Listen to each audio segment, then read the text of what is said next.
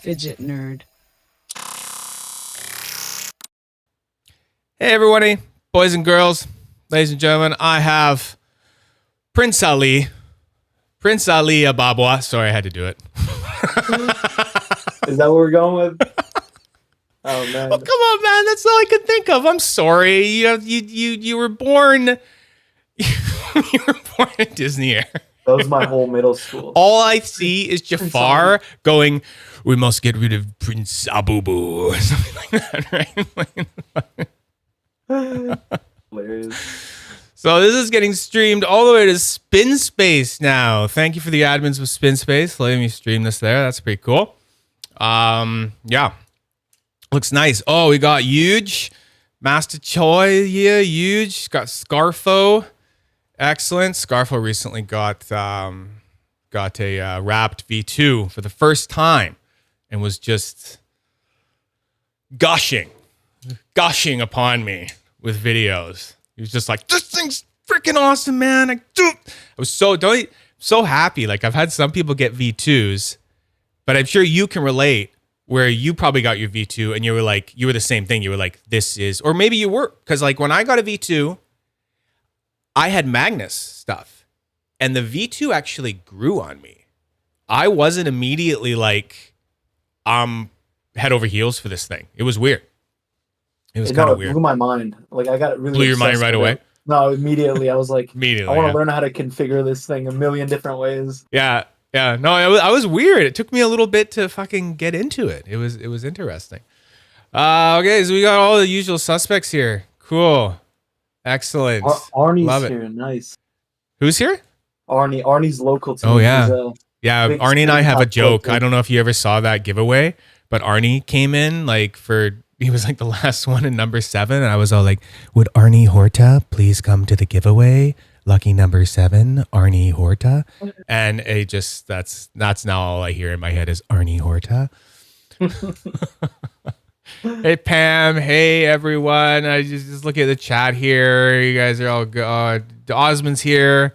Osmond's going to be jumping on a little bit later because we are going to be opening the Slim Pillar. I have the Slim Pillar. And Ali will jump off just for bandwidth, stupid bandwidth issues. And then, Osmond will jump on because the Slim Pillar is his thing, CleanEDC. And then we'll get Ali back. So, Ali, how did you get into this? How did you start this? I blame you. It's all your fault. I knew the answer to that question. I just want to ask you anyway. Nerd. No, I stumbled on your videos. Well, I was collecting tops for a while, and then I never really got into fidgets. And then I saw your video where you reviewed, I forgot what Rapt it was, but you had a Rapt in front of you, and you were like, I can open this up and configure it. And then you kept doing this thing where you kept like taking the Rapt in front of the thing and punching it down like this. Yeah. And I was like, that sounds so satisfying. I need one. And then I think I know what video it was. Was it the one where I was like showing how to make the Rapt crunchy or something like that? It was something like that. Yeah, it might have been that one. Yeah. Yeah, that was blowing my mind too. I went on the Modusworks group and I was like, how do I get one of these? And they're like, at that time you could order an SS. So I ordered a SS. Yeah. And then as soon as it arrives, I'm like, oh, I want a million of these in different configurations. I need every one. I need every one of them. And you have like almost you almost tried everything, everything out there, haven't you? You've gone on you've kind of like surpassed me and like so many other people in collection. Like the whole title of this is that we want to talk the market with you because I'm sorry, not sorry, but like when anyone asks me, what should I sell this for? Is this a good price or something like that? I just go, Ali Aminol. Like he is my market man. He's like that's the market. He's the market man. I'm just like, oh yeah, well just ask him. So it must get kind of annoying. No, I get like 10 messages a day about pricing stuff. I think it's my background. I think I just understood. I work in markets. I do commodities. So for me, it makes sense. Right. It's not anything abnormal. And building up a collection is understanding like at what price point to buy something. Is it a good price? Am I overpaying for something? Is it rare? All those questions. You know? Right. The baby, I'm not gonna. This is you keep yelling at me, so I'm gonna just make you. This is the hat. So Bunny, our lovely mod, snack attacker, and wife is saying, "Where's your hat? Where's your hat?" There. Thank you. Thank you. I don't think so. I don't know. I don't know if this is really like a hat day.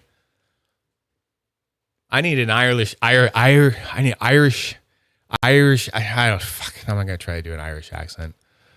Bloody fucking leprechauns. All right, so yeah, we're gonna talk about a lot of stuff. But I think what we're talking about before is that it'd be cool if we integrated, you know, you talking about anything that, you know, I talk about kind of thing on this and be like, this is what I would sell that for, this is what I would get it for, and this is that and all this stuff, right? So yeah, that all being said, fidgets of the week kind of thing is a good way to start, good place to start. And oh my God. Oh, damn it. There we go. Thank you. Thank you. Fix it. Thank you. Okay. There we go. Game on. I like that one. Yay. That's your nice little hat. We haven't even gotten to fidgets of the week yet. I fixed it for you just a little bit.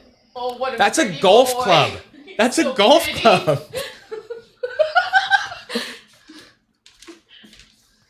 You're getting You know, assaulted. there's other I things I think she got way more sleep today I can fix it because with this, and thank doesn't you. need to be a That golf club. oh my God. It's like sometimes it's like if your biggest fan was like it's like you're fascinated by the technology or something like that.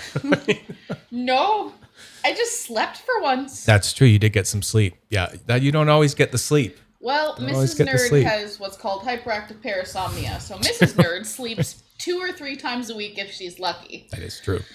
Maybe 2 or 3 times a week. And Mrs. here Nerd we- can't sleep for more than like 3 hours consecutively. Thank God you got some sleep for the stream. Otherwise, you might not play any golf. Yeah, that's true. Okay, we're gonna do fidgets of the week. I'll allow Let's it. do it. So Fidgets of the the thing week. that worked out with fidgets of the week, we realized this time is that so Ali was my man again when it came to spin totems and this kind of thing. This And one's for Ellie. Ellie gets a snack too. what? Where is it? You gotta Ellie ship has me to my get a snack too. That one's for Ellie. You're gonna get snuck up on later for Get a yours. Jolly Rancher, Ali. It'll be when you least expect That's a it. good one. Hard. You're at hard candy. The green He's apple. a hard boy. The second best one. He lives that hard The second thug best life. one. The The second blue, best one. the blue Really? raspberry is the best. Is Ali a red Jolly Rancher person? Blue raspberry. You know what? That was going to be my next guess. Okay. I like green apple, to each their own. Fair enough.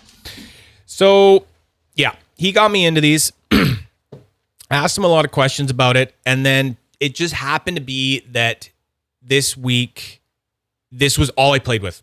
This was literally all I played with. I couldn't really put them down, and I just kept messing with them and trying new configurations and doing new things. And now, so I was kind of at the point where I was kind of wondering, do I need fucking beads? Like, do I need them? Is that something I want to collect? Because I'm much more of a collector where I'm like, I want something that does something. I don't just want this piece of something that doesn't. I don't want to collect art. I want art to move. I want functional art. The whole functional art thing, right? Yeah. So in a way, these beads but it's kind of like you're making your own handle for them, because would you agree they're kind of useless unless you have a handle, right? Like It's you need something to hold. Customizing it to your style. That's what makes Yes. them such a unique and cool fidget, is because you add your own personality to it. You build Yeah. your own stack out, and it's a fidget that you hold in your hand, which makes it, I think it's like getting a Rapt and having your own inlay to put in it, in a way. Right. Yeah. Wouldn't that be cool? Yeah. And this one, it's like, yeah, I can make my own handle. And this one kind of changed it for me. This capacitor Lautie bead that I saw and grabbed, and it just happened to just fit on the pond hopper. It doesn't fit on anything else, but it fits on the pond hopper. And you know why that is? Because it has the right diameter on the inside. So Nat Foley over at Pond Hopper, he makes his wand diameter. Yeah. I think it's 6 millimeters. Yeah. In diameter versus everyone else that does it 6.3. Yeah. So all his beads are slightly, they won't fit on any other. Is that like a lockdown my sort of bead thing and have it like style? That's his style thing. is I'm this is my sizing, and like even if you look at yours, and if you kind of loosen it a little bit, all your other beads, they move a little bit. Yes. If you push them up and down, yes. they'll move a little bit. Yes, so they absolutely do. Yeah. That's why. Yeah. No, totally. Yeah, and I noticed that, and I mean, I'm happy about it that this one happened to fit because I had the resistor, and I guess Lautie just doesn't do any consistency because their resistor one has got to be like maybe a mil less, so it doesn't fit on fucking anything. Yeah. But I have a plan. I have a plan for my resistor. So, yeah. I think I'm going to put it on my... Funny, I don't know if a lot of people know this, but Jonas over at Modusworks started out with beads. And he made a lot of beads at the beginning. If you go through his Instagram page, he made these really cool kind of handmade beads. And 1 second there, Ali. Is Ali's sound going all weird for everyone else? I was getting a lot of weird kind of feedback there. I want to make sure that's not coming through for everyone else. Just wait a second. Yeah. It's good now. Well, he's not talking now. There's only when he is talking.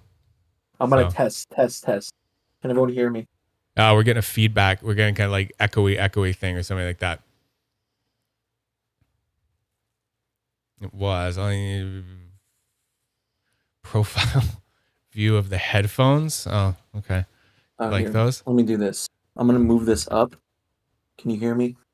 We can hear you, but I'm just making sure that they not getting the double because I'm getting like a double thing going on, but sometimes that doesn't happen or something like that when it comes to the other way. Anyway. No double on them? Okay. Maybe we're just getting it. Okay, cool. Sorry. Anyway, you guys let us know. Just be like, oh my God, he's echoing. Stop. Something like that. Sing something, Pam says. For James. These are the HD6XX. Interesting. Okay. Oh, Kieran is here, but he has a new thing on YouTube. He's on his YouTube one, Wizard EDC. Perfect. Yeah, Kieran's stuff has just been this is the one. So if I were talking about my stuff and if I'm saying, I played with this stuff, but by far this is the one once I got it like this and it really locked in like the matching and the stack, like it became something I'm like, okay, that's working for me. Like there is something to be said for when you get a stack where it's like it's actually working with the tones of everything else and I thought I didn't like the smaller size at first, but then I realized that if I have something smaller and I can rest the bottom like on my pinky there as a shelf and the length doesn't come up to any more than those 3 fingers, then I can hold it like this and it becomes this thing that I can use like this, right? It becomes so concealed. I drove with this like every day back and forth from work. And when I say drove, I mean like I'm working like out of town, like a good hour away from where I am these days. So I'm like doing driving like every day. And I would have this thing in my hand the whole time. And it's just, this has been the one. This has been the absolute one. I love it. The added weight makes it significantly better for feedback. So yeah, beautiful patina.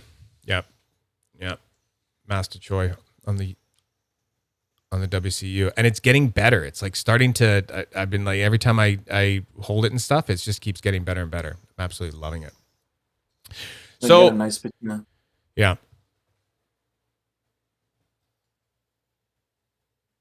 What's that top bead you put in there? so that I just got that recently. It's like a greedy EDC spacer, and it is a glowy one. I mean, we're not probably gonna see anything with all these freaking lights and stuff, but you can see how it does react, and it has a pretty cool. It's pretty cool in the dark. I can't make it fully dark here. I'd have to turn off like 1,000 lights kind of thing, right? But it's pretty neat. So that one's new, and I just kind of like the green going with the green tones of the Mokume and all that stuff. So yeah, that's where I'm at with this. But I'm kind of like, I don't know if it's like perfect for me. But then this one started really locking in. Once I did this with it, I don't know. When I went all Zerk, all black, I was kind of like, yeah. I don't know. I'm into that. What's that top beat? I know the bottom one's wizard. It's 3 actually. It's 3 bead. It's 3 spacers that I got from Sasa. Oh, very cool. It's like all of his spacers. He threw in these spacers for free. And then I thought, oh, those look kind of cool. And then they kind of match with how Kiran does the bottom part there. That, so it just happened to like kind of work out, and I don't know, it's very like Darth Vader lightsaber freaking I really like that stack. It's a really good, very nice. Anyway, I've been doing faces. So for some of my stacks, there's a bead maker. His name is No Brains, and he does these little metal robots. Oh, cool. I want to see if I can get that on the... Been doing... Oh, I've seen faces like that. And I'm like, what's coming? Is there something coming out of his mouth or something? Is he like... Yeah, he's got a little robo mouth. Oh, so neat. It's like another layer on top. And the guy etched it for me, so you get this really cool face. So this one's superconductor. And then I have another one that he did Zerkutai. Oh, fuck off. That's so cool. So I've been doing these faces, kind of like a little totem that I've seen that bead below it before. I love that bead. I don't know where you at. This one is Yoshi. So this is a very expensive opal inlay. Like that's a whole rabbit hole that I don't recommend anyone get into. I cannot in my right mind as your attorney. Those guys are hardcore. I cannot advise you to get into Yoshizaki stuff in any way. At your own risk. Go in at your own risk. Yeah, at your own risk, exactly. Yeah, but I mean, like that. My fidgets of the week. It's pretty simple. That's really all I ended up playing with, and I just kept messing with this stuff, and that was it. That was awesome. It. So that's an easy fidgets of the week to get through. And I did try, I tried these beads on this and like the opposite way around, and it's just not clicking. Ali, you know what I mean? Like when you do a stack and you're like, yes.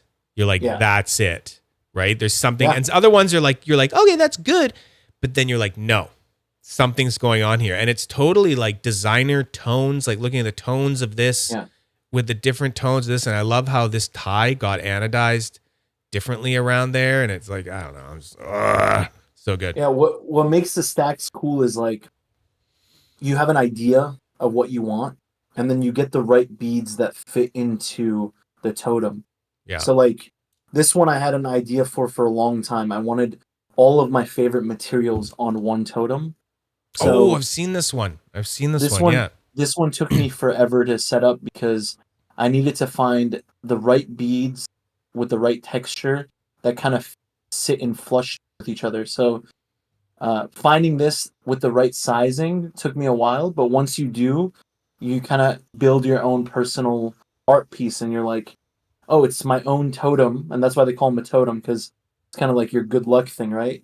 Right. It's like a fidget, but it's also like, it's a silent fidget that expresses your personality. That's what makes it cool. Perfect. Yes, Pam, I did see the Mokume revolver. Of course, there was only 2, but so I didn't get it or anything like that. But I think it looks pretty neat. The revolver for me was too knuckle roller, not not like enough of the customizing and the just like the spin top kind of thing. But yeah, there's some people that love that thing. It did look absolutely gorgeous. Gorgeous. So yeah, I don't know, Ali. What do you want to do? Do you want to? You're kind of like, what do you want to do, man? Do you want to talk about more fidget stuff? Or you want us to spin the wheel? I haven't talked about the wheel. Let's spin the wheel. You want to spin the wheel? Yeah. No one's getting double from Ali, right? I'm not gonna go back and listen to the VOD and be like, oh god damn it. Just making sure. Okay. It's all good. I can deal with it if you guys aren't getting double from Ali. Yeah, let's spin the wheel. Spin the wheel. Talked about the wheel. No, I haven't talked about the wheel with you. So, but we haven't showed people the wheel. So the wife came up with a cool idea for the wheel. Because I was like, what do I do? Get all the shit to unbox, but like I just want to talk about stuff. So, you know, what can I do to make it more like, you know, it's not a whole list that we have to get through, and it's just fun. She's like, well, go to one of those wheel sites with the wheels, and you can just, and I'm like, oh, thank you, my manager of that kind of stuff. So what we got here? So we got a wheel, and yeah, I'll just spin it, and we'll just see what we get. We are going to open the slim pillar, but I just thought it would be funny if I just put one of the entries as like just open the slim pillar, just stop, you know, kind of stalling and just do it. So let's see. I don't know. Let's go. The wheel here. Gonna be right into it, right into the giveaway. Yeah, okay, we gotta do a giveaway. So, you know what that means then is that we got to. I've got to have you actually be the one that does it, because yeah, you got to pick. So I'm gonna get. I think we're gonna get. I have to give something away. Yeah, I've got a few things that we could choose from.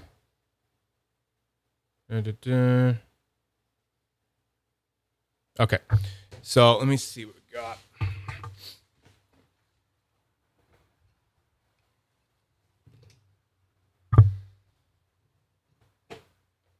Oh, like SnapCarts and Fidget Boy stuff, and yeah, I'll do another composite SnapCart. So that's like five different things. So you're giving all 5 away on the stream? No. You just have to pick, just because one of the things. The wheel has two entries for a giveaway, right? Okay. So we already used up one of them. So yeah, now we can now you get to pick. Get to pick which one. Do you need any explanation, or does the Fidget Master know exactly what we're talking about here? Oh no, I know what these are. You know what this shit is. Okay, good. Well, does the chat choose, or do I have to choose? You choose. You're the guest. You have to choose which one is for this giveaway. Well, I see Eugene said green SnapCart, so let's go with that one. Okay, let's start with that one. Huh? Green SnapCart. Okay, because I really like Jeremy's work, and I like what he's doing, so yeah. Let's start with that. No, these really surprised me. This is really cool. We gave away 2 of these on the last stream, and yeah, I really like them. They did surprise me with their haptics and their clickiness and stuff like that. It's very good. Master Choi, oh my God, love. You read my text. He's been having a tough day, man. You read it. He's been having a tough day. We gotta get Eugene a little bit of love. Yeah. All right. So should we just do standard ins and stuff like that? Do it. Yeah. Okay. So standard in. All right. You guys know the drill. You can start putting your ins in, and then if you are a member of the Nerd Herd, you get to put in again, and you can say like you can say like second in or in 2. We just go in. And then just put the number 2, and then I know that's your second in. So only if you are a Nerd Herd member with a star beside your name do you get to put a second in as per privilege. In pimpin'. In pimpin'. Fucking Jay Dizzy. It's always like, what up, pimpin'? Okay, I keep track of these, or and then here's, so let's go. Yep. 2, 3, 4, 5, 6, 7, 8, 9, 10, 11, 12, 13, 14. Got 14 so far.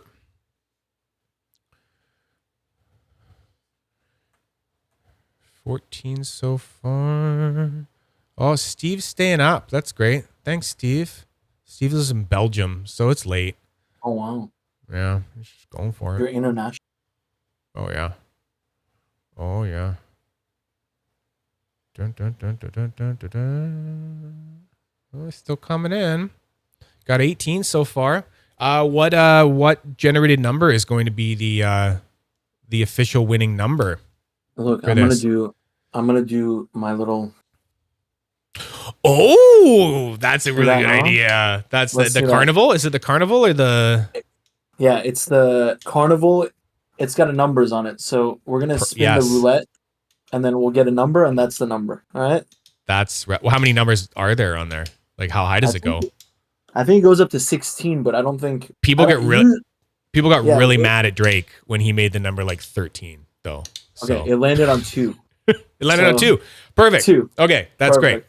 That's great. We'll do that. Yeah, no, they did not like that when Drake said 13, and then people were like, "I saw my number come up like 3 fucking times," and went by, and they're just like, "Ah, god damn it." These are really fun. If anyone can get one of these, I know the Zerk is a little bit pricier, but they have the brass version. Really fun desk fidget. It ruined it. What are you trying to? Aww. Paper airplane. Yeah, the fan got it. I can't eat a paper airplane. It's not for nomming. Okay. Well, thank you. Well, I guess it's gonna be for recycling here. You can eat it. That's a really one bite at a time. Got a hard nosedive on that thing. All right, I have got 19 people, and I'm That's the legal age. They can drink. They can drink some places. In Canada. In Canada, that's true, right? Oh yeah, the U.S. is all 21 or something like that. With us. Canada. Yeah. All okay, we're going with 19. Drink. We're going with 19 because I'm not getting anywhere else. So that's what we're doing. Okay, so I am going to go and load up. Ha! Thank you. I put the upwards. It's so easy to focus on all these things when you are here, my love. You're welcome. Absolutely. So bloody easy. Okay, 1, 2, 19. And it is on the second go of it. What?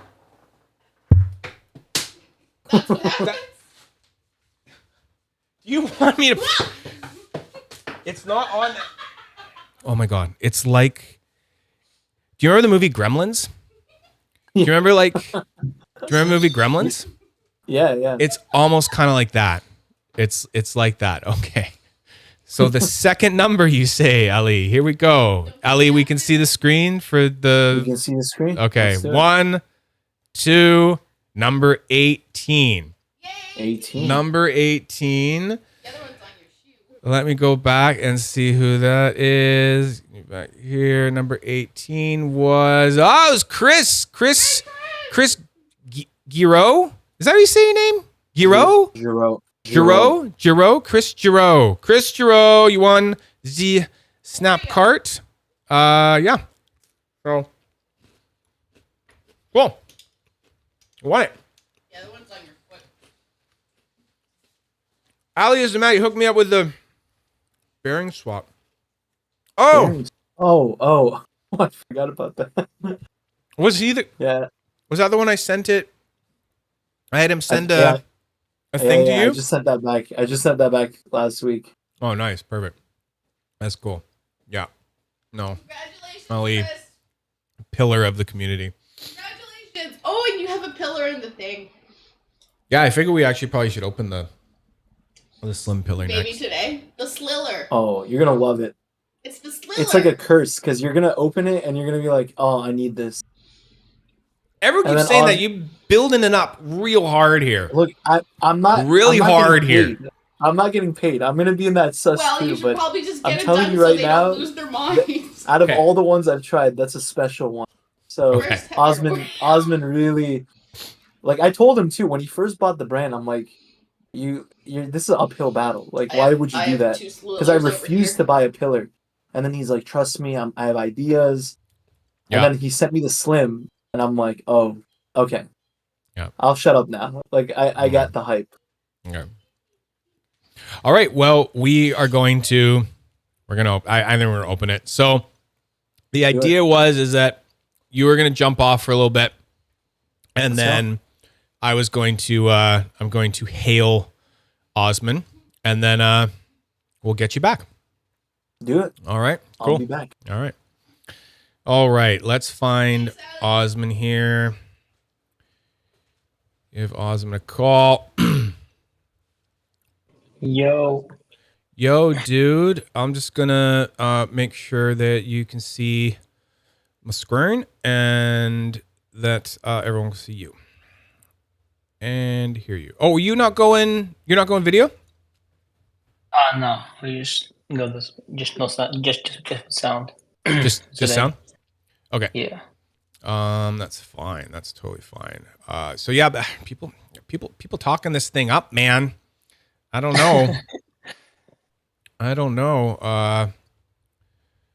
We'll see. Okay. Where is this thing? Right here. Got it all ready. Oh, yeah. I'm excited and nervous to see what you have to say about it. Well, thank you. Okay. And yeah, Chris, you know, a deal. Actually, that kind of works out. I kind of got a deal going with Chris, so I'm gonna just throw that in his box for the SnapCart. That is perfect. Yeah, we know what's going on there. So That is coming from Drake, actually. I sent it to Gavin and Drake to check it out. yeah, So that's true. Straight to you. That's true. Because you sent me the tracking info, and then a couple days later, I get this like text from Drake, and he's like showing me the label with the tracking thing, and I'm like, oh, right, yes, okay, yeah, got it. Ooh, I'm nervous because I don't want to you know me, I'm pretty brutally honest with this shit. Yeah, you're So, and everyone's just like, fuck, this thing's so good. So I'm like, you should go on no filter, man. It's all good. I'm like waiting. I'm waiting to ascend or something like that. Like when I try this. Okay. Super James is here. Osman reinvented the pillar and did a stellar job. It's phenomenal. So yeah, we have the Jamie Acker here. This is awesome. Glad that you're watching. Okay. Ooh, nice case. I'm just gonna stall. That's a nice case.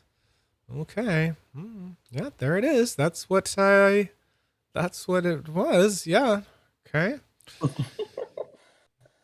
I do like the shape better, man, because never really thought the original pillar was a very it's bar stock, right? It's what I've said before.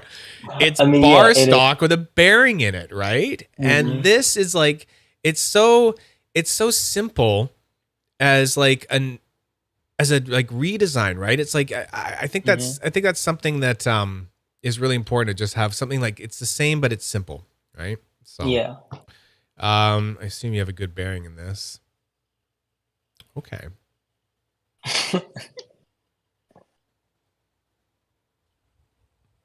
That is fast. Yeah, man. I can get it really fast, like with one hand. Holy shit! Oh. Oh man. Oh, Pam. Reminds me more of a capsule. Thank you. Because I've been sitting here looking at the pillar trying to figure out like what I think that shape looks like. I think Pam kind of nailed it. It does kind of look like a capsule of some kind, right? Like a... Yeah, that's cutting right through the aerodynamics on this are oh yeah. I gotta get some. I'm gonna try something like what kind of buttons fit on it? How thick is this thing? Buttons are 16, I believe, if I remember correctly. I'm gonna put my Venusaur buttons on it. Pam, I want one. Funny enough, I have Drake making me a set like of Venusaur buttons. Not, or just not of two color ones. Yeah, or something like that. That's nice, man. Good. I thought I was crazy. I thought I was kind of crazy with this whole like, yeah, I want 2 different colors, and I'm like, no, I don't think I am crazy. I think it's fucking good. It really looks good. I took a screenshot and I was like, I sent it to Drake. I'm like, you got any more of this material? Yeah. It's man, that looks amazing. It's classy, man. Look at that. Look at that. Ooh. Okay. Now that's kind of next level. Now the sound is coming out. You won't be able to hear it because you're only getting my voice mic. But... oh, shit. Shit. Just imagine Talkin. Yeah, it's the sound of titanium. Titanium buttons. Oh, man. Yeah, so what do we do to get one? In the works. In the works, very, okay. very soon. Okay. I don't want to give a specific date because, anything can happen, delays, shipping delays, stuff like that. So I would say another month and we're going to be there. Oh, that is a really good size. Holy shit. Sorry. Yes, another month. I heard you. Yeah, Sorry, I got distracted. Mm-hmm. There's a couple of more things I'm working on for the launch that you guys will see. I'll tell you. I think I already told you, but I'll tell you again after the live. Oh, I think I know what you're gonna say. If you want to say it now, yeah. No, I won't say it right now. Okay. I'll post on my group. But yeah, it's a lot of parts, so I'm just making sure everything comes in and everything's perfect for the launch. Absolutely, so, yeah. Pam. I'll help you out. Pam is our token no Facebook fidget collector. Osman, if you remember, Pam in the chat there is our token no Facebook collector. So yes, so she always appreciates a little help to at least get like a number in for a sus kind of thing. So I know a couple of people have done that for sure. Especially if you're doing I actually plan to do something on my YouTube channel too, because I do have a channel myself, so I'll do something special for just my viewers too, because I have viewers of my own. The whole Google Forms thing, right? If you are doing a Google Forms for a sus, then you just give her the link for the Google Forms, right? And then I'm really into the whole Google Forms thing for susses and giveaways. Yeah, I saw Jonas doing that. It looks so much more simple. It is so much more simple. Oh my God, right? Because Drake had that thing happen where he tried to do it, but he ran it so long that Facebook maxed out his comments. And then he was absolutely screwed because he's trying to add all the numbers to them, but that's what maxed the comments out. What's the max comments you can have? It's something like 300 something things or something like that on it for whatever it maxed out. I mean, it doesn't really make sense, right? But whatever happened, it started fucking it up. And so I helped him out and went and basically copied all of the stuff and then pasted it into a Word document and then like started deleting all of the erroneous stuff and took all the names and put it in a doc and helped him out and stuff like that. But yeah. Okay, yeah, no, this thing's growing on me, man, already. Damn. And just will be in the first batch. Just a little button swap, and man. Oof. Really good on the pinch and really good on the pull grip as well. So this thing, I want to do W when? I want to do fucking... In the first batch. In the first batch? Yeah. Oh my God. It's going to go for it. I love makers that do it. Like Asa Tran with the short story was saying that like, yeah, no, screw it. I'm just going to do tungsten right away. It's like everyone knows what they want. Like just give it to me. An even 97. So if an even 97. So if I believe did it's like 197 or 190. Yeah, I think it's 1.2. I think it's times 2.6. Oh yeah. I think that's what it is. It's either times 2.6 or 2.3, but either way, we're still looking at about. It's a crazy jump. There. It's a crazy jump. But oh yeah, that would be and that's with those buttons. So actually, I think the body should be like if I did just body 80 grams. Because really, that's what we. No, not. That's your bet, 80 grams. I forget. I forget how much. Oh. 62. I was. Osman, you're way off, dude. Come on. The pillar, the actual pillar. Guy doesn't even know his product. Look at this. All right, let's see. Yeah, look at that. Like 161 on just the body, and then you throw some light things on. See, that's what I'm always looking at. It's like I just want to know what the body is. I just want to know what the body is, and then you get some nice. Oh, Pam is right. Brass would look beautiful. That would look extremely classic and lovely. I'll send you a picture afterwards. Oh, good. Oh, you have one. But yeah, I definitely do agree with that statement. Oh, full of surprises. Osman Salmanoff, the owner of CleanEDC, taking over the pillar line and taking it to new places. Yeah. Oh, this is see, it's always a funny kind of struggle for me with, opening these things up on stream for the first time, because I've gotten really good at like being able to open something up and go, okay, I see what's going on here, but then I need to I've gotten better at just starting to just mess with it right there, and trying to give it that and trying to get into just some flows with it. And I can already feel as I'm doing this, I've just been kind of doing it absentmindedly and talking to you, that there is a lot of this, it's, I don't know, spinners where you get to throw it and then you can stop and do a little backflip kind of thing and catch it so easily again. I do it with the edamame.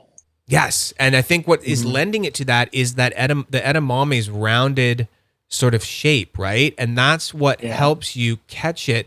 And flipping it like this is fine, but I find that some spinners, if you try to catch it again when you've done your backflip to try to get a good grip from here to then rip it again, that can sometimes be a positioning issue. You can go like that and you can be like, oh crap, I gotta just get my, if I could just get my, but this one I'm already noticing you stop, you flip, and just the rounded edges of it and that grip on the polish is just, you're right there again.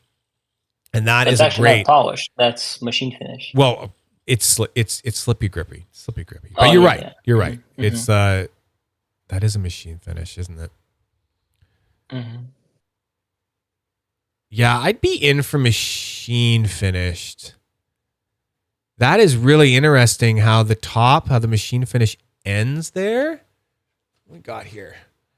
You know what I'm talking about. I'm trying to get this on camera though. So it's like how you get this machine finish pattern and it ends right there. I really actually kind of like that. Are you planning to just go machine finished, or are you going to bother trying to? Definitely do a couple different finishes. And those people that like stonewash and polished. So yeah, I'll definitely do a variety of things. Yeah.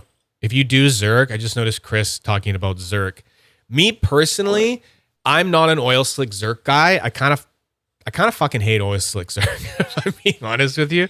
I'm like, I'd love one of these in tungsten and a machine finish blackened Zerk. I'm like a That's big my machine. favorite Zerk too. It's you know what I'm talking about. Batman finish. I've had a Zerk mini, a couple of Zerk mini ergos, and I had one just jet black Zerk. It was just my favorite piece of Zerk I've owned. There's So I can understand. There's something about the way a machine finish pops out on a machine finish Zerk. It's just like you see everything better. It's crisp. It's clean. It's like a Batmobile, right? So yeah, this thing's awesome, man. Holy shit, this thing probably warps like crazy, huh? I'll use my shitty phone camera to get like the meltiest warps on this thing ever. I ripped it so hard that it started like melting on my iPhone camera. Really? Yeah. So that's because you got it fast enough, right? You know, and I think that's what we're talking about with my camera. It's not. It's probably not as good at catching motion shit as your iPhone camera, right? But it works in its favor. It makes me able to get just on a mid-speed warp. I can still get that melting look, but then I end up getting more iPhone sort of looking warps when it's on a very low speed warp, like the last warp you would get out of a spin sort of thing. That's when I start getting those ones where it's just moving and it looks like it's not really like warping very much, right? Mike Neal agrees with the oil slick. He says he hates it. There we go. Yeah. Oil slick like looks nice, but I would want to have. I would prefer machine finish Zerk over oil slick. How do you like Cosmic Rainbow and not oil slick? Says Curse. Because Cosmic Rainbow's blasted. It's got a blasted fizz, so it doesn't have that fingerprint magnet bullshit going on, kind of thing. So yeah, that's actually how I like when that. I was making my Rapt with Jonas, my first Rapt. I was like, "Is there any way you can do like matte oil slick Zerk?" And then he was like, "Yeah, it's not possible." Yeah. Gorgeous, man. Absolutely gorgeous. Thank you for sending this to me. I'm gonna play with this a lot. Yeah. And Thank you for having me. You let me know where I'm sending it next. Afterwards, we'll try. Yeah, we'll do. Yeah, I gotta check my list. I have like a list of 20 people that want to try. Oh God, I bet. Fuck. Okay, dude. Sick. All right. Okay. All right, sounds good. All right, talk to you later, man. Live. All right, see you. Okay. There's Osmond. Was anyone getting double? I was getting more double shit from Osmond at the end there with the sound. You guys let me know if you heard any of that. Okay, let's get Ali back. We got that guy. Where is that guy? Better pick up. All right. There he is. Can you hear and see me? I can hear and see you. I'm just going to make sure that everyone else can. Because that's the most important part, Ollie. It's the most important part that we can all see you. So yeah, this thing's sick. I saw your review. I didn't lie. I told you. You didn't lie. No, it is quite something. Like I was saying, we were watching it. Like it's good that it let me. It grew on me right there. And then, you know. So, and I feel like it's gonna be a real. Much like the SP1, it's a real button swapper. We could just probably play with buttons, like so many different buttons on this thing, you know. Yeah.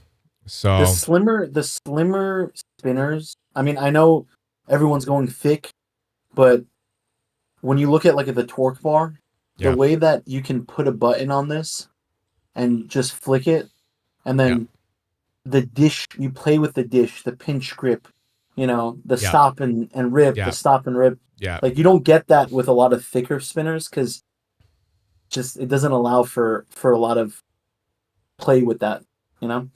Yeah. No, it's I think thin's the way to go, man.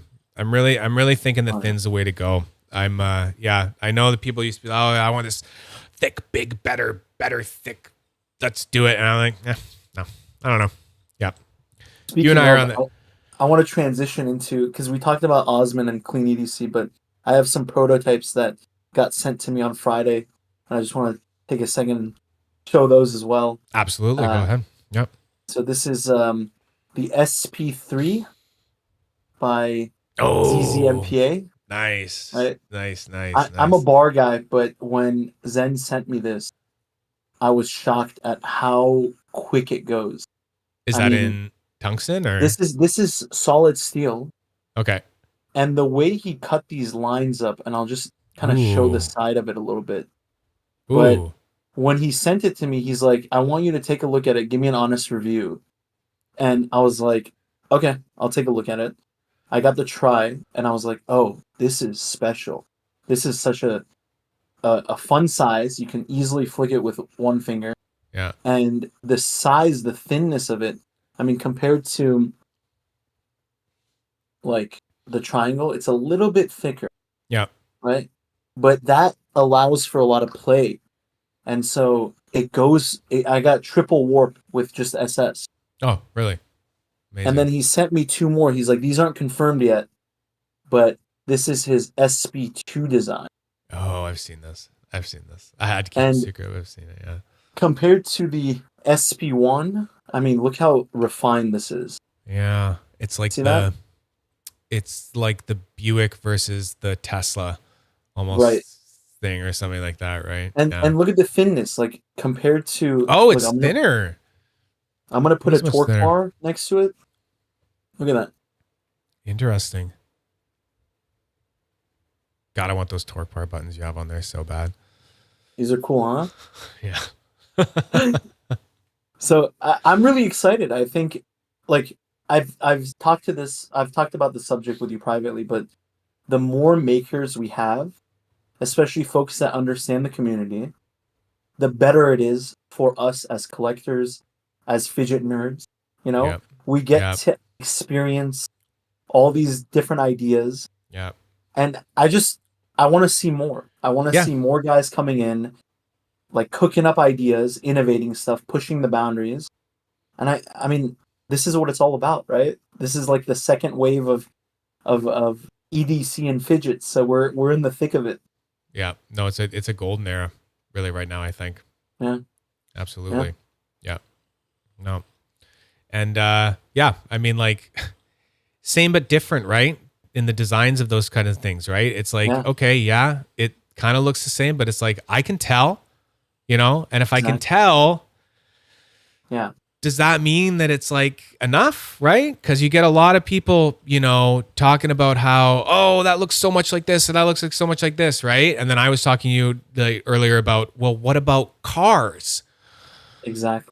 Like, just look at cars, man. I like look around, I'll look at all these different, like, and I'm like, well, somehow we're still able to tell the difference between, you know, the GMC and the Chevy and the Toyota and stuff like that, right? But, and then, you know, we're going like, oh, well, that one kind of looks like that one. But then we were talking about designs from years ago where you're like, doesn't that look inspired by that one, right? So, we could go on forever with that.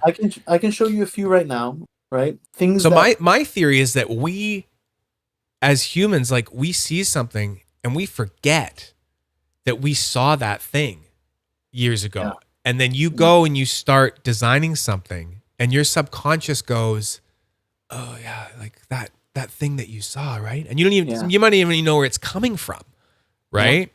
And that's why you hear, like, some musicians, they'll be like, oh, I want to make an album, but I'm not going to listen to any radio or any music. And I'm going to lock myself in a room. Or like method artists, you know, like, you know, Heath Ledger being the Joker and being like, I'm going to lock myself in a hotel room because I just want to become it. And I don't want any inspiration from anywhere else and stuff like that. So that makes sense how people would do that, right? When they don't want to have any input. But if you're in the fidget game, scrolling on Facebook, you can scroll like 3 hard times and see so much stuff. Like much stuff. There's so many things that are inspired or similar to each other.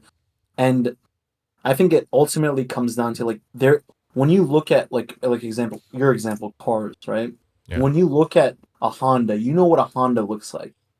When you look at a Toyota, it has a signature. There's certain lines, there's certain designs that make the Toyota the Toyota. They're both cars. They're both sedans, for example. Yeah. But there's certain signature things. Like when we look at like Modusworks, we go back to like the signature cuts and the steps, right? That I used to have that circle in the Rapt. middle, right? But this is what gives it that signature, right? And then you compare it to like other sliders, like this has its own unique signature. Yeah. Right? Yeah. Now, both of them are functionally the same thing, right? Yeah. But you can't come and say I own the idea of a slider. You can't put magnets into a plate and slide them around and click them. It's like exactly. Come on, man. See, like there was a whole controversy about Kieran and the Wizard EDC wands because he created this design and he's like, I want to make an accessible spinner for folks that can't get into the susses with like 500 people waiting in there, right? Yep. And so there's guys like Nat Foley at Pond Hopper who've been around forever. The guy, you can go message him, get on a list, and he'll make you one of these, right? Yeah, that's how I got mine. You have like Sasa, who also does his style of spinning totems, and he does these crazy exotics that he builds out by hand. And then you have like the guy who originally created this idea, Yoshizaki, right?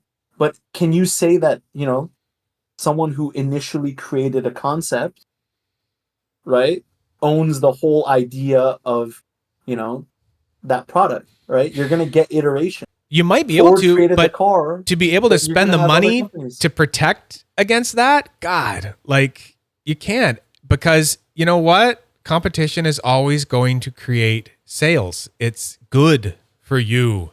It's good for you to have competition and have other people that are, because it's basically you're all advertising for each other. Exactly. At the end of the day, it's like we've spoke about before. Someone's going to get a pond hopper because you can just go get on his list and get a pond hopper. And you're going to say, this thing's fucking rips. I love it. Right. I want more of these wands, right? And then all of a sudden, you're getting into beads. And then I'm doing what I've been doing with a lot of people where I'm like, I've got like someone's, chat where I've got all these like bead groups and I go share. And I send that off to another person where they're like, where do I get beads? And I'm like, oh, here you go. Share. Start with that.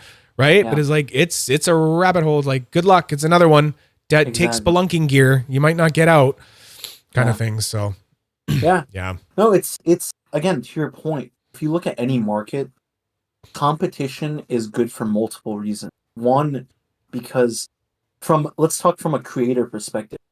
If Osman is the only person making spinner, right, and everyone's buying his stuff, at a certain point you have a fall off because how many designs can Osman create? How many things can he innovate, right? You have other makers coming in. From a creator perspective, they're pushing Osman to do better, right? If Zen is making spinners that go faster, they're they have much more, intricacies to it. Osman as a creator should think, hey, I got to step it up because now there's competition, right? And as a consumer, that benefits me because hell yeah, I have two guys now that are competing and they're pushing the brand further. The problem that I have with some of the makers that come into the scene is they're not really innovating anything new or creating any cool designs that will push that bar for me as a collector, right? When I see guys like Zen creating something cool like this, I'm like, oh wow, Zen, you did a great job, right? Yeah. Or Osman with the Slim Pillar, I'm like, that's awesome. You're pushing the bar. Yeah. And as a maker, you're thinking, you're innovating, and as a collector, I get to experience something new, right? Yeah.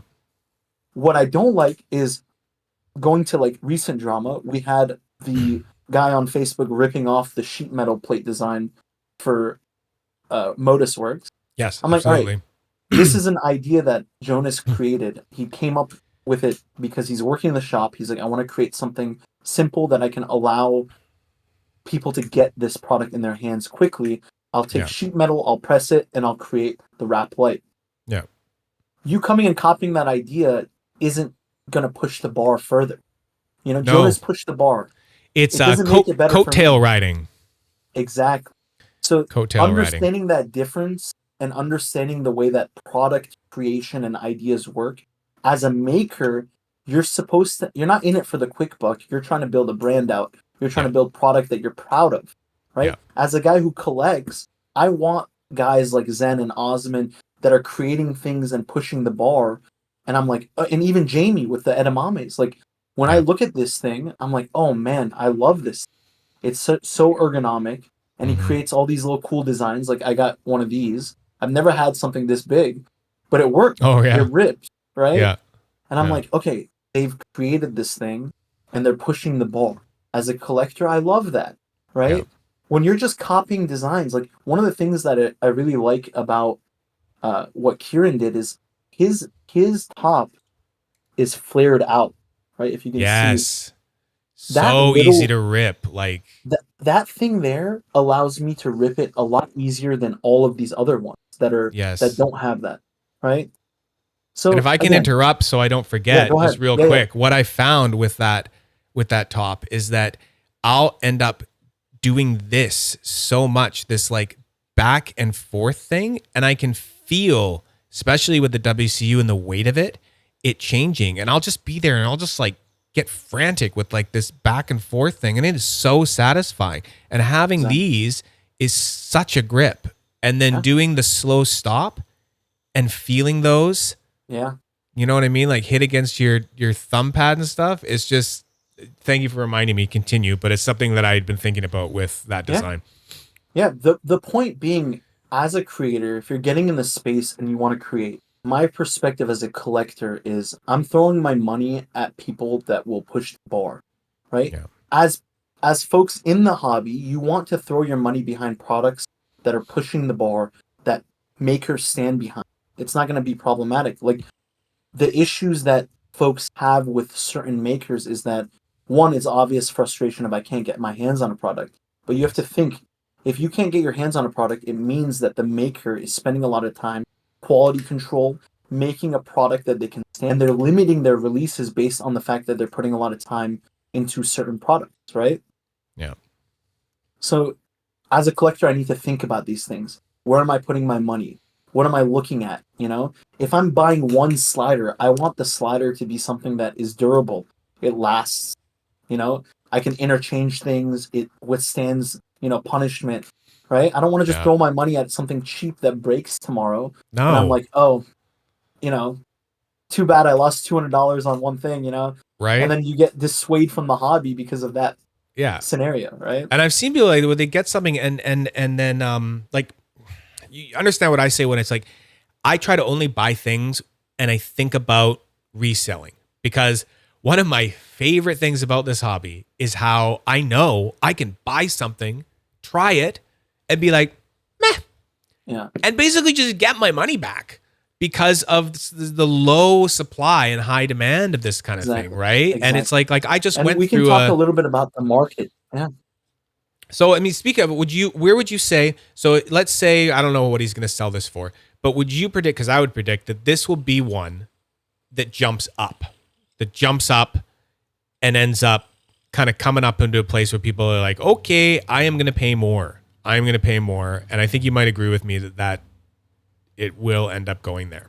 Well, there's a few things that make a brand desirable, right? The first thing you have to look at, and this is not just things that fall into the fidget realm, but the first thing is the history of the brand, right? If you look at like watches, for example, what makes Rolex unique is they've been around for hundreds of years, right? Right. That's the first thing. So with these new makers, the resale is never going to be the same as makers like Pose or the way that, Modusworks is set up, because you don't have, the historical backing that makes the prices jump that high.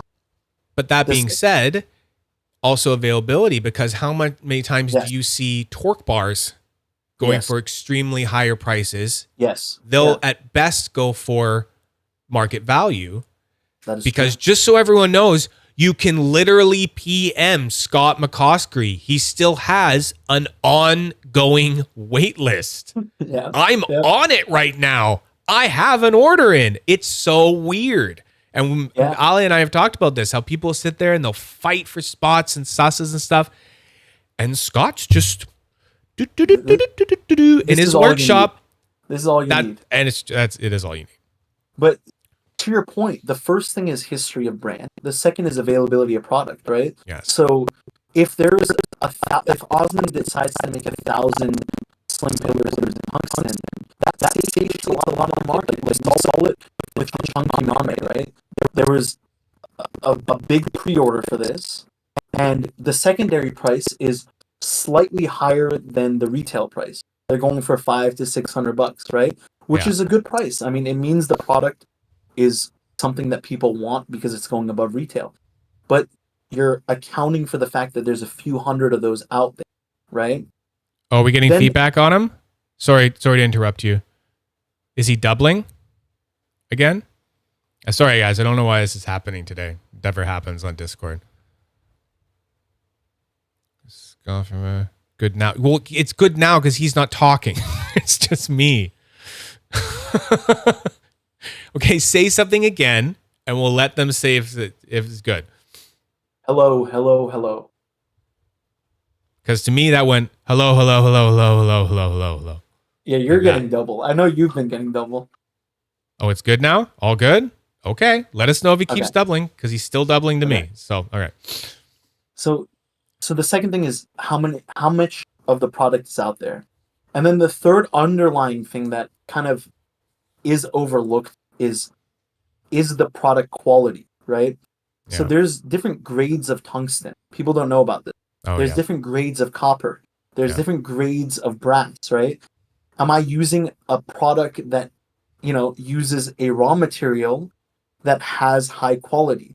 Yeah. Also, if you want to go one level deeper, right, as a collector, where was it made? Was it made in China? Yes. Was it made in the US? Yes. Right? Was it made by hand? Yes. These all go into the pricing, right? The reason why Gavin can charge the amount he does for his buttons is because he makes these by hand, right? On a lathe, yeah. Right on a lathe. Versus like a CNC machine that is making a bunch of buttons, right?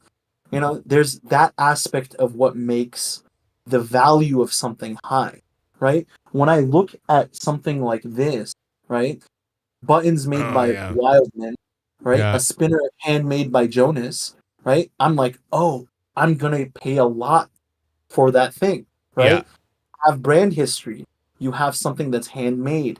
You have something that's high quality. You have all of these factors lying in together. And I'm like, okay, that's what makes it valuable. That's what gives it the value it does, right? Yeah. So that's how I think as a collector, and that's how most big collectors think when it comes to buying things, right? That needed to be said, man. All that stuff needed to be out there. No, that's really smart. And I think a lot of we need to talk about this stuff. You know what I mean? It's I find a lot of people they're kind of going around and people to talk about things, and it's like, I've had it happen before where I want to articulate how I'm feeling, but I don't have the thoughts or the education to to figure it out and say it, right? And then you might figure it out later. But that's one of the reasons I wanted you on here, because you do this, and you do this market stuff, and you think about this, and you obviously fucking love it. You're such a goddamn nerd about it. I love it. I love markets. I bet the whole EDC world just tickles that part of your brain where you're it's kind of it's probably you're at work, but you're having fun. It's your fun part of work or something like that, right? Yeah. Yeah. Yeah. I mean, when I'm relatively new. I mean, I got into this hobby end of 2022, right? Yeah. So even when I got in, people ask me, they're like, did you get a custom Rapt from Jonas? I'm like, I haven't gotten a single order from Jonas, right? I just figured out, how the market works. And people think it's just throwing money. It's not throwing money. It's understanding. You never ordered a custom. You never had the custom. By the time I emailed him, he was like, it's done. We don't have any slots and left. Then you tried almost everything, right? I've tried over 50 Rapt, I'd say. I still want to send you. I still want to send this to you. You want to try this fucker, don't you? You want to try that? I haven't tried. Yeah. Yeah. So I think I'm gonna be a very nice guy, and I'm gonna send this over to Ali for him to at least try it. He told me, he was like, I would buy the shit out of that Rapt from you, right? And spend, fuck, what would it be like, almost like It's a few 600%, markup or something like that, or something stupid. But I love it too much, and it's like, but I kind of want him to be able to try it. So I said, yeah, okay, I'm gonna when I get around to it, I'm gonna send that over to him, so he can at least lay his grubby little hands on it for a little bit, and see how nice that is with those deep, thick pops that it gets. It is unique in that way. Just its weight allows for just some of the. It's a different kind of sound. Listen to it.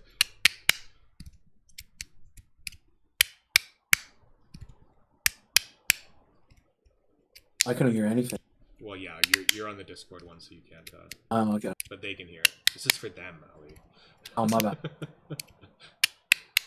And then the same one, but anyway. It's probably hard to hear on mic, and that's one of the things that frustrates me with stream is that I can't always. And yeah, it's a master choice. It's a thud instead of clicks, right? It is. It's a thuddy sort of this like, and it's always been that way with it from the start.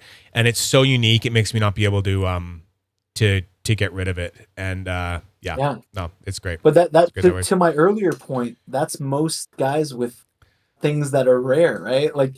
I can throw a lot of money at you, and you're like, I don't care how much money you throw at me. Because it's money. Right? You're like, yeah, but then I wouldn't have that thing.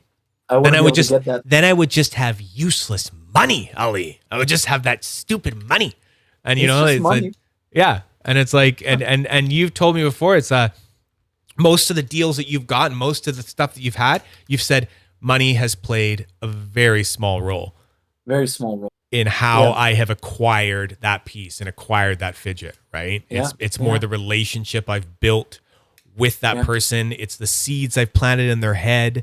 It's reaching out to them and saying, hey, if you ever decide to sell that thing, please think of me. Because you know that when they do, they end up PMing you and going, hey, I'm thinking I should sell that thing. And I thought of you because you were asking and saying how much. So they think, I should make some money. And then they go, oh, I just realized I can make some money right away because Ali said that he was so interested, right? So it just goes to show, don't hold back on just sending the PM, That's the only reason that I got the tungsten edamame that I got when I got it, because I was new to the whole tungsten scene with spinners, and I was looking around, and I mistakenly ordered a mega tungsten pillar. We all know the story behind that. And then I'm looking around at stuff and I find LIC-EDC, like right when Jamie was just kind of getting started. And I see this whole pre-order going on for this stuff. And I'm like, oh, it looks like it's over. Damn it. Like shit. But I thought, well, I'll just send him an email or PM, whatever. Just do it, because I sent it to him and he goes, oh, wow, I'm so happy that you think my shit's cool, because I don't really know if it's good yet kind of thing. And yeah, man, I just happen to probably have another unit that I could give your way. And I'm like thinking, man, I could have said nothing. I could have said nothing and been all shy and been like, oh, well, it says here on the thing that the pre-order's done, right? And then lost it and then not had that choice. And then I would be now they're pushing $2,000 in the secondary. Right. OG. Yeah, it's just So, no, but you're exactly right. It's like it's about relation. People forget it's a community the same way that other communities online are set up. You have a reputation. People pay attention to these things the longer they're in the community. Who can I deal with? Who is fair? Right? Who's helpful? Yeah. Everyone has different backgrounds and skill sets. There's people that make pouches, right? People are reaching out. Hey, I want this pouch for my spinner. There's people that are making like Brian makes these beautiful stands for your fidgets, right? Mm-hmm. He's relatively new. He came in. He's like, hey, there's a gap in the market. There's not a lot of stands, and he started making them. And now he's got a reputation. Right? Yes, gaps. And say with Brian Mikado, making all those trays and thinking, oh, wow, I can make so many different shapes of trays. And then people are like, fuck, yes, I've needed one that's only this big that can fit in this spot in my desk, and be right there by my mouse pad or something like that, right? And it's like, there you go. Find the gaps. Fill them gaps. Innovate. don't try to, like, if you're coming into the space and you want to make something, find the problem and solve the problem. Don't try to get in there to make a quick buck. Don't come in there to be like, I want, because people notice these things, right? You may make a little bit of money, but if you're making a crap product, in the long run, you're not going to stay around for long, you know? No. We've seen a lot of those. Yeah. Well, should we spin the wheel? Spin the wheel. Spin the wheel. Okay. I'm gonna trust that you guys aren't getting doubles, but it's driving me insane. So I'm just gonna end the call with you and then call you back, kind of thing, because that seems to do it. I don't know why. So I'll just talk to you in a second here. Yeah, you guys aren't getting that. I don't know, but I can deal with a lot of stuff, so we'll deal with it for you. Okay, let's get Ali back here. Do.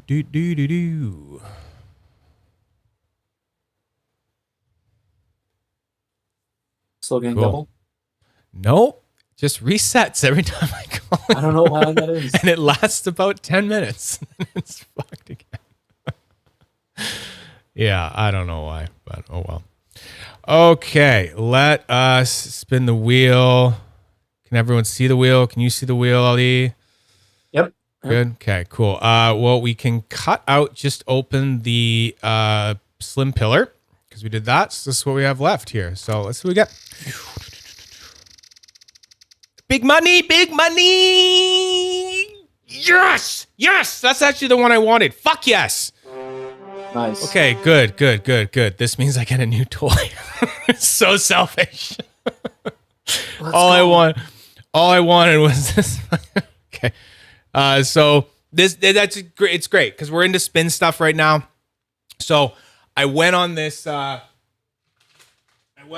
this journey of spin sticks things and stuff like that. I don't know if you saw the stream with focus on my face. Focus. There we go. Good. With Tim Blimbus. Such a hard time with his name because he has two names. So Mitchell. Mitchie.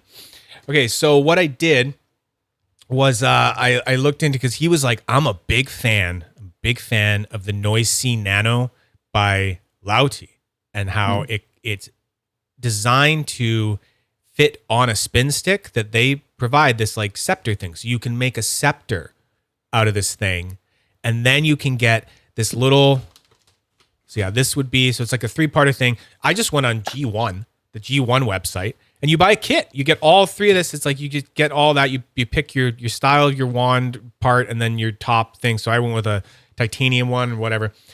And I got that all together. I'm going to put this, I'm just seeing this slim pillar sitting here. I'm going to put that in a protective pouch. Okay. So then you get this, you get an extra little thing you can put on the bottom, and then it allows you to hold a lanyard paracord kind of thing, which then allows you to put a bead on it. So that's what I was hoping to use my resistor bead for. So let's just get this all out. That wasn't very helpful, Lautie. Oh, it's the bottom part. I like when they have like a place to rip the thing, but it's above the part where it's sealed, and you're like, that didn't do anything. Thank you. Okay, so let's put this. Garbage. Remember I was talking about it, how it's like mayhem after some of these things? Because it's this. It's all the bags thrown in the back. just throw things, right? And then after, I'm like, oh my God, I have to clean up everything. And it's like, you could have just got one of these. You didn't need to shut up. process of. No, I can't get one of those, Ali, because he doesn't do customs anymore. I bugged him while he was on the stream, but he was very adamant about, no, I'm not. Just win the sus. What do you mean? I know, right? Just win a sus. Just win a sus. What's the big deal, man? Okay, so I got to figure this out. Interesting. Okay. Oh. Okay, this is going to be fun. I don't know what's going on here. So, okay. It's like a special tool. More stickers. We don't care about the stickers right now. We don't care about this. Let's just get this thing going.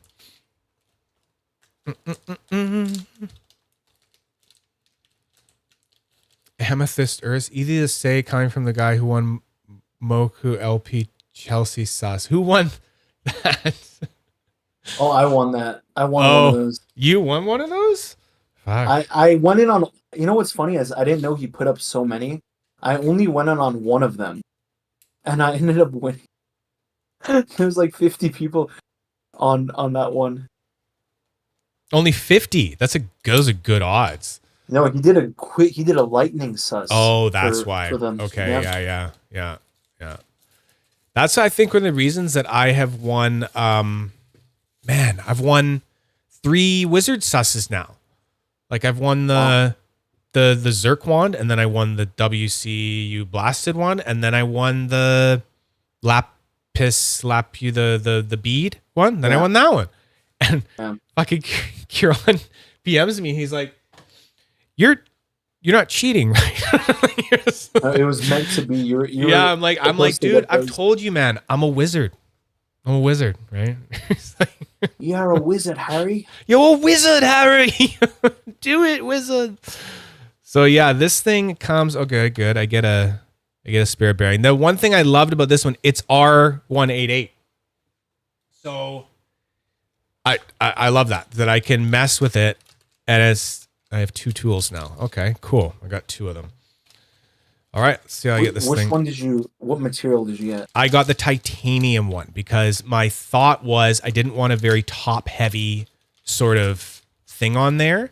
Oh, that's a nice. Is that the Nano or the regular one? The Nano-C.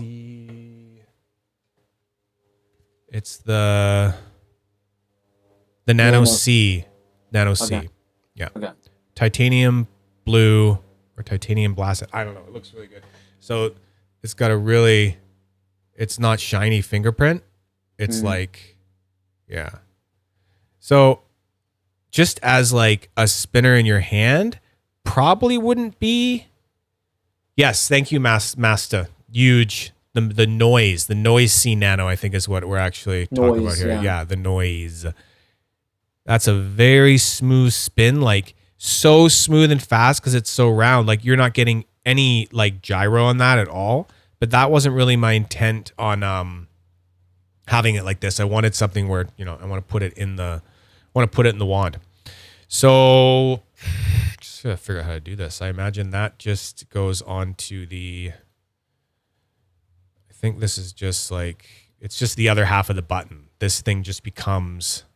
Oh, you take one button out and then you put that in there? Yeah, and you just throw that in there like that. Just wondering why this thing also goes down. Maybe to get it out of the way when you put this on. So let's take this. Don't lose that little. They give you a little tool to take out what holds the bearing in. Don't lose that. You mean this big thing? I think it's that, yeah. Yeah. No, I can't lose that stuff. So organized when it comes to my fidget stuff. Yeah. Retention fit. Yeah. So I think Tim has an Ultim one on top. And you couldn't get the Ultim one, of course. Not available. So I kind of took that, kind of ran with it and went, well, maybe I should keep the top light, right? So you should get a tungsten one. That would be the best one. Thank you, Ali. Yeah. I'll look for a tungsten. I'll look for a tungsten one immediately. Yes, thank you. I could find one. I trade for that tungsten copper Rapt if you're up for it. Yes, I'm sure that would be a good deal. But I'm losing money there, so just putting it out there. Okay, I think you're just supposed to. Oh, this has a little. Oh, I think you're supposed to use that to hold it so you can.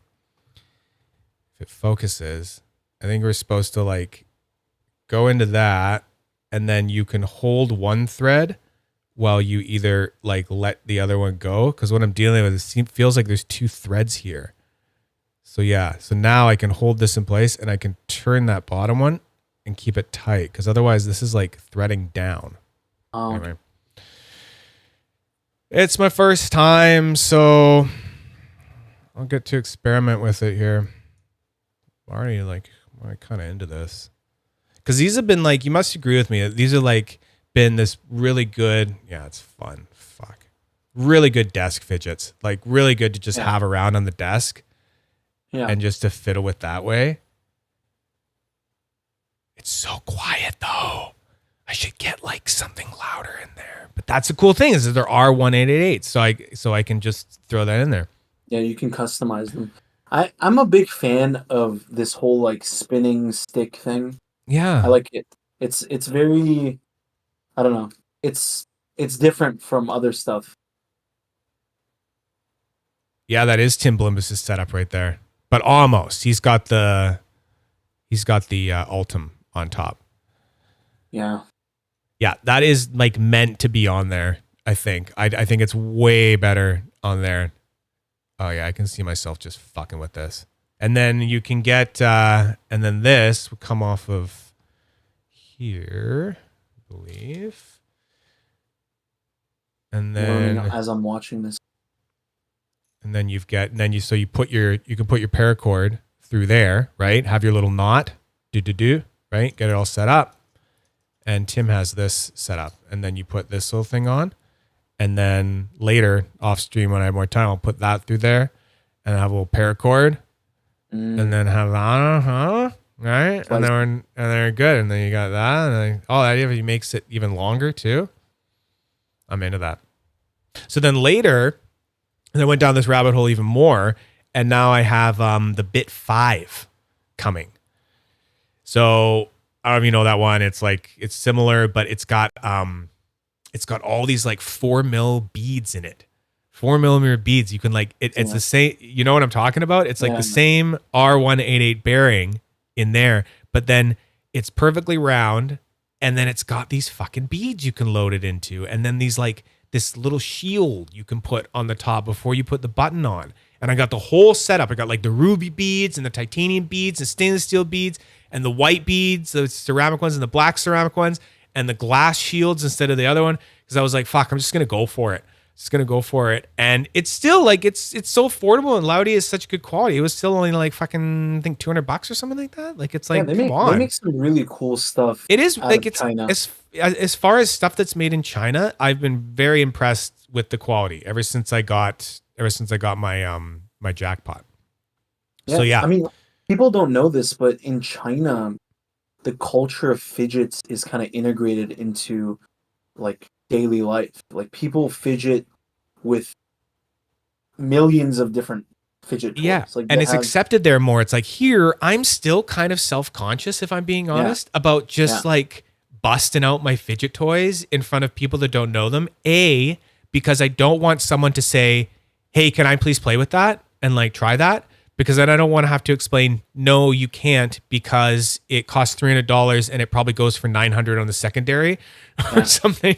And then B, because I'm just like, I don't want to explain the whole thing. I don't want to get into it, at that. Yeah. So it's like, I went out to China a few months ago for work, and you walk into the office, you look at people's cubicles, and they have 2 or 3 fidget toys in front of them.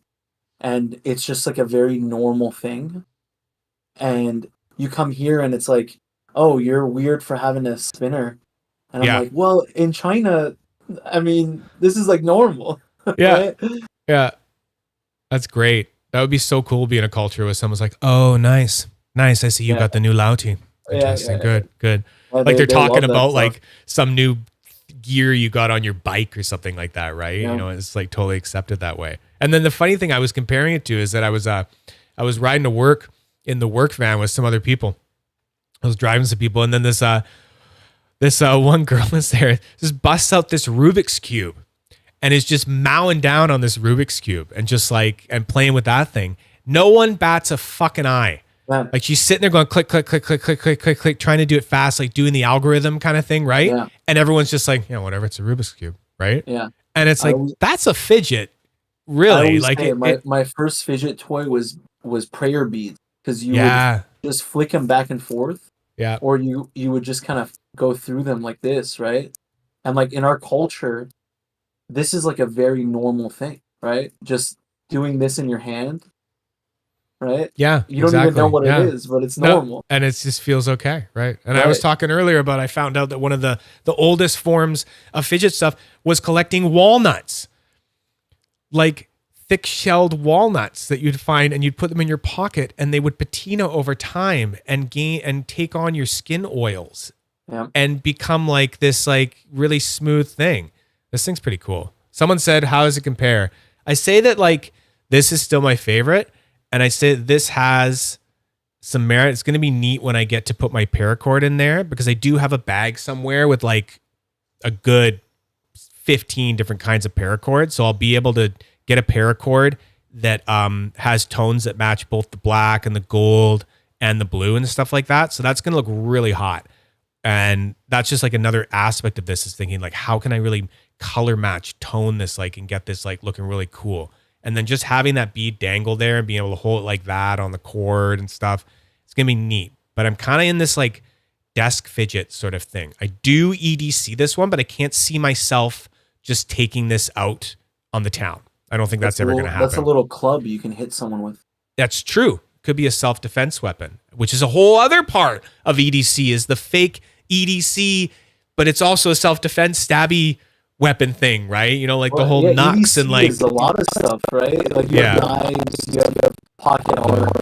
But to answer, I think someone asked in the chat, what I recommend if you're doing one of these things is get a totem, get one of these spin sticks from someone, one of the makers, and do a little bit of research on the sizing and figure out what beads you like, and configure your own, like, one totem that speaks to you.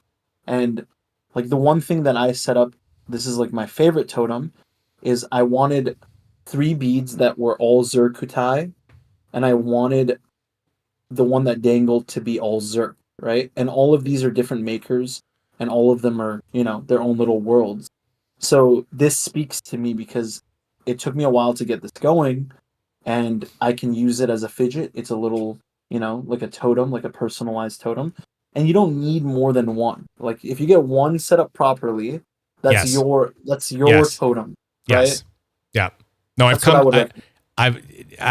great advice. And I'm like, I was sitting there looking at some of them, because like once I got this one, I was like, oh, it's hitting real good. Do I need anything else, kind of thing? And then I'm like looking at some of the other ones, going like, I can tell at least one of these is going to go eventually, right? But it has to get to that time where I'm like, no, okay, it's time, right? Because I don't know, you know what I mean? Like sometimes I'll hold on to something for pure sentiment alone, right? And I'm not even using it; it's just sticking around, and I'm like, what's, you know? And then all of a sudden, I'll just be like, nope, it's going, it's leaving, right? So yeah, I feel that.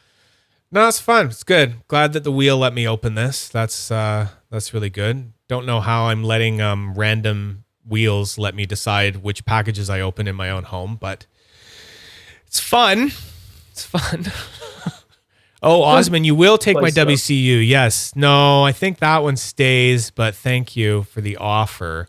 Yeah. That could be a gnome Thor hammer. You need a mini gnome on your desk. Yes, could get a little gnome holding that. I wonder if the little robot could have ever held this. Probably not. Little robo. You had a robo at one point, didn't you, Ellie? I have one. I still have one. Oh, you still have one. I saw you selling it, so I didn't. No, I have my original one. Oh, there he is. There he is. It. I put blue eyes in there, and I put a little. Oh, wow. You can't see it. It's an opal heart in there. Oh, crazy. These are cool because you can pose stuff with them. But I feel like I feel like I was thinking of getting one, and then my wife said, she was like, you would never sit there and take the time to pose it. And I was like, oh, you and I thought about it for a second, and I was like, she was like, do you think you really have the time to sit there and like fuck with it and like pose it? And I'm like, fuck, I think you're right.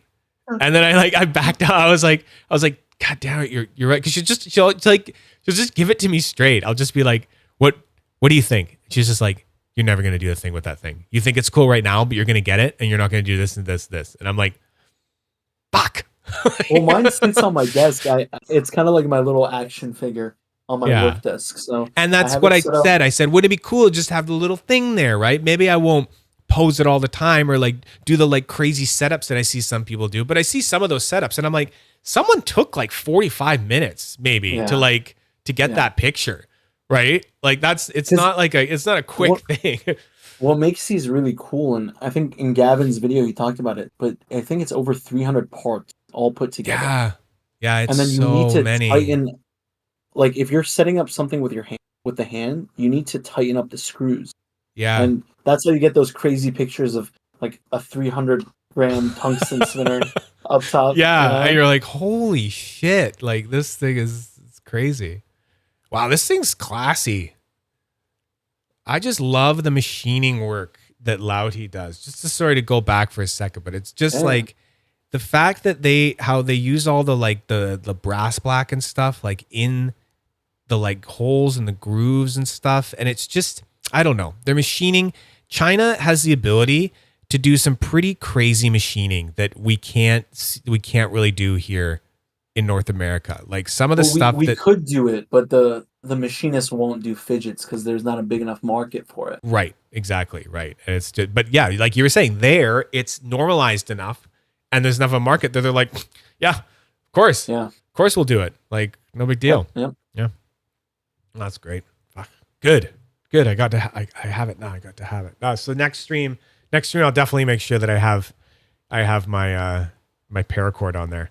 I'll try out. Yeah. Once you learn the whole, like this, once you learn how to do the knots, it becomes really fun to play with paracords and stuff. Yeah. And that being said, if you want to know how to do paracord stuff, like you can get paracords for everywhere, like EDC sites and everything. I got mine from some sort of outdoor Canadian site or something like that, right? The best is a Utah paracord company. There you go. So really quality. So there's one for the US kind of thing. I think mine was a bit different because it's in Canada. But you can just pick.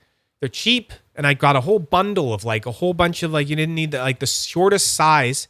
You get them all there, and then you just go to YouTube, and you can just sit on YouTube and learn every freaking knot and braid and everything, and they're so easy once you get to do it, and then you can just get some really cool looks going. And it's like that's where all my little things, like I have like my earbuds, and then I have like a little thing here. So I'm still got to like, I had this on here for years. Well, a couple years now because I didn't have any beads, but this is one that I'm going to redo eventually, right? And then put something in. But you can just do stuff like that, like double snake knot or whatever. It's just fun stuff. Super cool. So we got time to spin the wheel again. Do you think we should spin the wheel? Spin the wheel. Spin the wheel. I don't know. Spin the wheel. Probably we could spin it one more time, or we can spin it one more time, or we can just like do a giveaway or something. I don't know.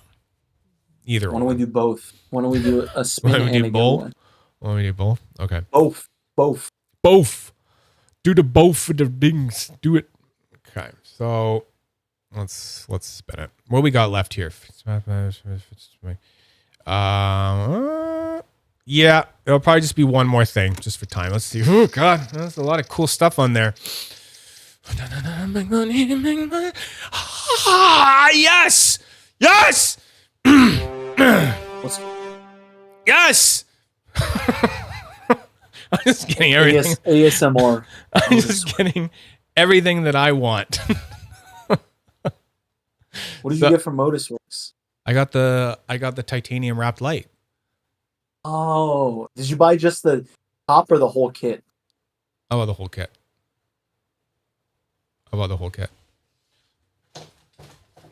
Because I just want to start.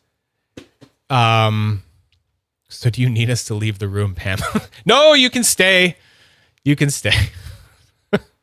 So no, I got the whole kit because I have, and it goes with this. I have some lovely. I haven't opened this yet. I promise. This is very innovative. This is very cool. So from Timothy. Timo man. Which Timothy?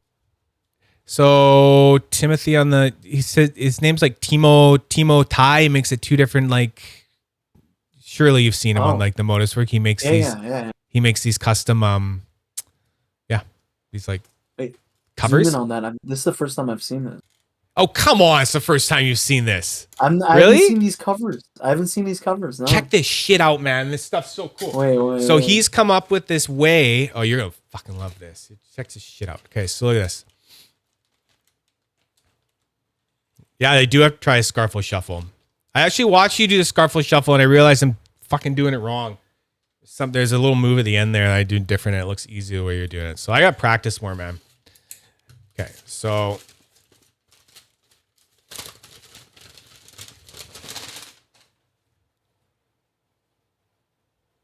Yes.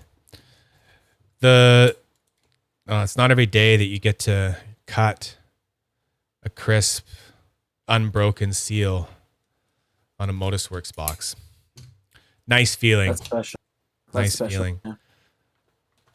Oh, good. He's doing that tie in some sort of cool the stonewash is coming out dark. Oh yeah, it's so light. So how does it feel compared to SS? Better. I like lighter. Ooh. And those plates, man, fuck, they're sticky when you first get them. It's gonna be fun though. Yeah. I was talking to Jonas about it. You need to really break it in. You really do, and it's like it makes it seem like it's not good in the beginning. You're kind of like, what is this? What is this thing? It's not very slidey. But I was talking to Jonas about it a while ago, telling him how I was so happy that I got a titanium one, and then talking about the plates and how they do need to break in, and saying that how I did it with my stainless steel one on the stream, and then afterwards I sat there and I just played with it and just watched a show or something like that, right? And I could feel it happening. You know, like with a V2, it takes forever. Like those plates are indestructible. They just go and go and go. And it takes a really long time for that stuff to break in. But exactly, Matthew Scarfo, it took me about 3 hours to break in my last plates. I felt it happen. It was like, I'm just going like this. I just started like getting some moves going, and you could just feel it all of a sudden start to happen. It was crazy cool. I love that. Just the stonewash starts getting rubbed off and just starts making those polished lines. So what was the Rapt? The stainless steel was about 70 something, I think. Perfect. Perfect. That's a great size or weight, right? I really wanted it to be in the 50 range. Of course, it's going to be a little bit heavier when I get this cracked open and put Timo things on here. So he sent me a video. I wasn't allowed to show anyone else. It was only for people he was sending it to. I don't know what that is. What is that? Oh, you're going to do this now, huh? You're going to configure it? Oh, you don't think I should do it now? I mean, let's see how quickly you do it. Well, I'm just going to throw it right on. I watched the video. Yeah. You think I didn't memorize that shit? The first fucking... No, it looks complicated. I want to see how this is... So these things are what make it so crazy. This now means that one of these can be good for the strong magnets or the medium. Because now he claims you can just put this in here and now a medium magnet goes in. And then you take it out. Yeah. So now... this is what I mean by innovation. Yes. This is what. So he's completely redesigned it. So these ones here, these are actually for V2. He sent me a full set. He said, yeah, these now mean that with just these 4, you can do every configuration of a V2. With these and these. I like that. And I also liked Anthony Yao's little bumpers that he put on the... Yes. Like, these guys are killing it. They're absolutely killing it. They're totally killing it. Couldn't agree more. So yeah, these little circles are like, this is the new way of doing it. And he was showing me, and it looked like so slick. So yeah, so apparently this, now I can do 3-click or 2-click, because you can put the middle one in there.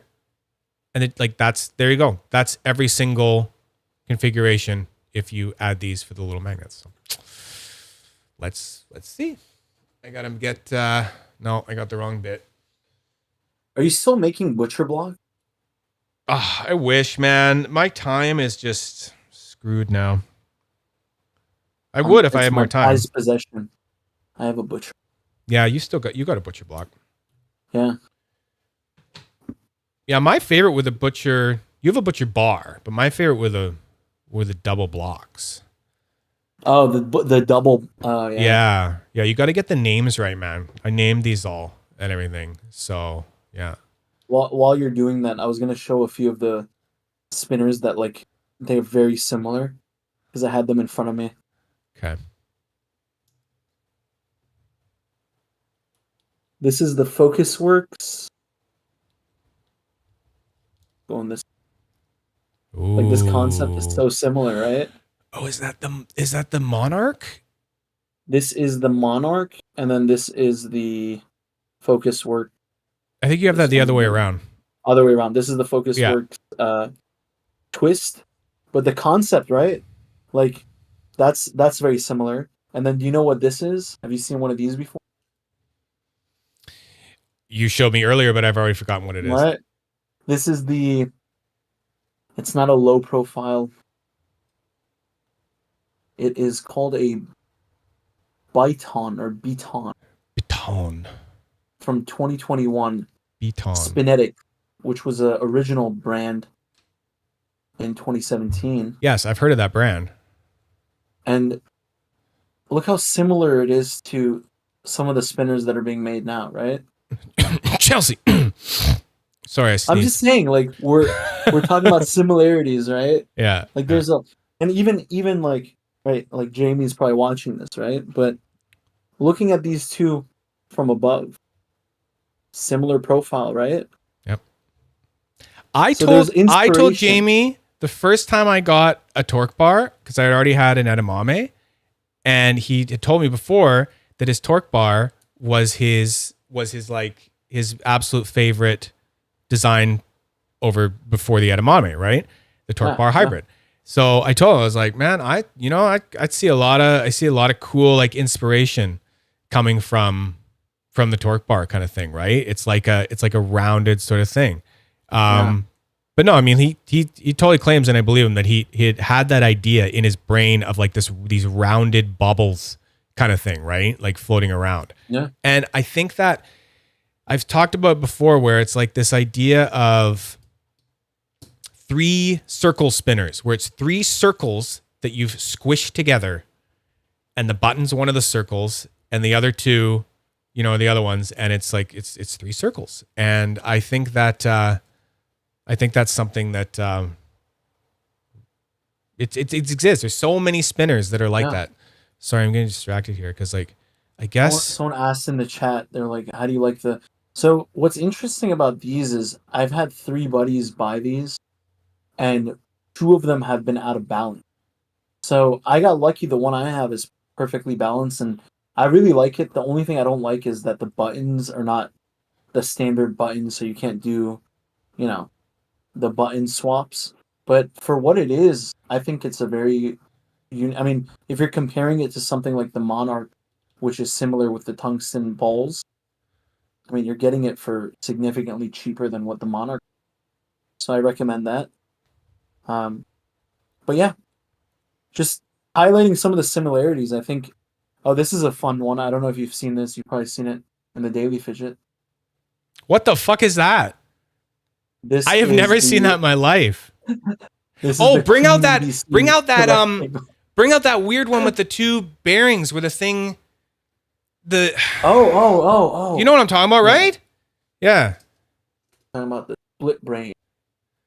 That looks like a Spider-Man weapon or something like that. So what's cool about this, and I sent it to Gavin to review, but he didn't review it properly. Oh, really? So what you can do with this is you can spin it, and then you can kind of slow one of them down and spin it at a different pace. And if you look at it from your camera, you kind of get this really cool warp of both of them spinning in different paces. That is so neat. And there's 2 models that are similar to this. So this is the split brain, and then the other one is the Xeno something. Both limited runs, and both of them are like rare to find. But again, we're talking about double bearing setups. Like you have the original rubble. This is a double bearing setup, so when you spin it, The you rubble? have 2 bearings. Yeah. That's the rubble by... What's the name of the company? Called Hibernating Goose. I don't know if you've seen this. I've never... Hibernating Goose. So they made That's crazy. these two. They made the rubble air and then the rubble. The rubble was a double bearing, Oh, I see. and the rubble air is a single bearing. I literally that runs. just saw someone talking about this. I can't remember if it was like Huge or something like that. And he was like, someone had a Zircutai one or something like that, Yeah, right? not Tony got a Zircutai one, and he posted it up, and he got a double bearing or 2 bearings from Sacred Spins, and he was like, "Look how cool it is because I got them set up that way." Does the double bearing thing work well, or is it just... So it's very interesting because I found that if you put 2 of the same bearing in, it works really well. Like even for my Catla, right? This is a double bearing spinner, right? I put the same bearing in on both sides, and it works extremely well for a double bearing spinner. So these are cool. These are like in their own little category of double bearing stacked on top of each other spinners. Oh, and then this is one that I really liked recently that I got. This was a X-Boy. Oh, yeah, X-Boy. X-Boy. Right?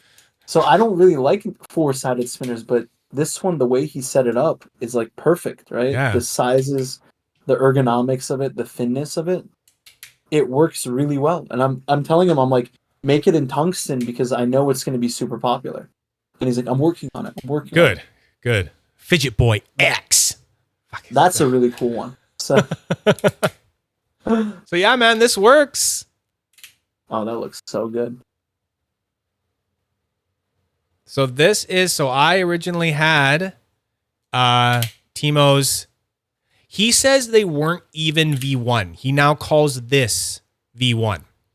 He says that the ones he sent me before were beta, as far as he's concerned. And then he did a lot of work, and he's come up with this. And I don't know who was watching me just kind of put that together as Ali was talking and stuff. But that was a very easy experience. That is basically, using, if I can open up this one. So I've just been using, I found that if I just use my little plastic bar to kind of get in there, I can open that up. I'm pretty sure that he just has this as some sort of protector thing. I don't know. You don't need that. Wow. Right, fine. So that is like the top cover that's going on top of the, top plate of the plate. Yeah. Holds it in. So it's like you're doing the plate and then you're throwing this on and you choose which ones you want to do. And then, oh yeah, and that's the other thing. Did he send me? Yeah. So these ones, look at all the configurations you can do. So he can, well, I mean, you can't put them all in. Can't put them all in there, right? You can do like a 5-click with that, no? Because no, you can't put a magnet in there. I think that's just there because that's how it worked out. So I think you can still only do, you can still just do 3-click or 2-click. 1, 2, 3, 4. So 4 okay. Or yeah. So whatever. I don't understand 4 clicks. It makes them quiet. It makes them too quiet. The magnet spacing is too close. And then you just, you don't really hear it as much in my experience. This thing's already breaking in. Yeah. That's the Rapt Lite Plus. That's what you have in your hand. Yes, the Rapt Lite Plus. Yes.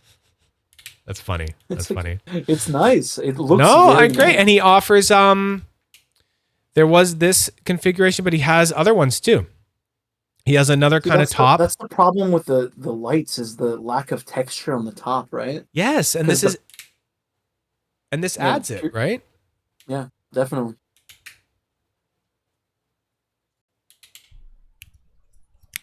Oh, this is nice. Oh, the plates are already breaking in. It's like, I'm already feeling it. Yeah, I'm going to be selling my stainless steel for sure. Sell it. It's going to go. I'm going to sell it, but I'm going to sell it with a master kit. I'm going to sell it with Timo inserts and and the Anthony Yao inserts, and be like, you can pick this. You can have full magnets to all the extra magnets to set up everything. It'll come with every single Modusworks original insert with it. I'm gonna sell the whole master kit and just keep this, I think. Yeah. So if anyone's interested, let me know. I'll sell to you. You're one of those sellers that will give a good deal. So every time I see you post, I'm like, it's always a good deal, you know? Yeah. Honest. There you go. Just that kind of thing. Yeah. No, awesome. That's rad. That's great. That's cool. I got to open that too. Thank you, Wheel of Fidget. Thank you, oh Lord, Wheel of Fidget, for your fortune. Fidget. Thank you. All right. So we got 35 people watching currently, so it's a good time to do a giveaway and then fuck right off. So yeah, we'll do that. Giveaway time. So gotta pick. You already did a SnapCart, so we can't do another SnapCart. So you have to pick a Fidget Boy.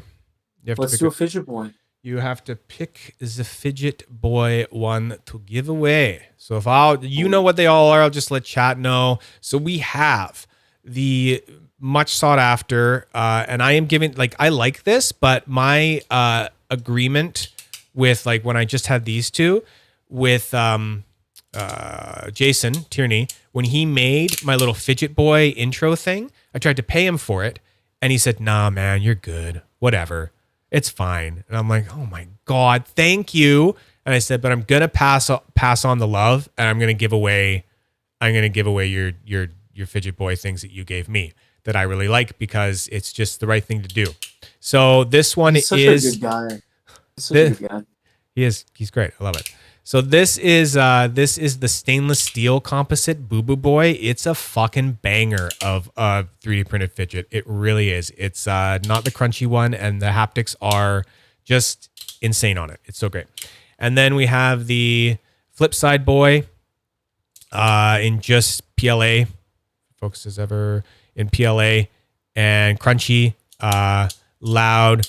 Really good for getting yourself kicked out of restaurants, or if, like, you just, want to anger people around you and stuff like that, but super satisfying.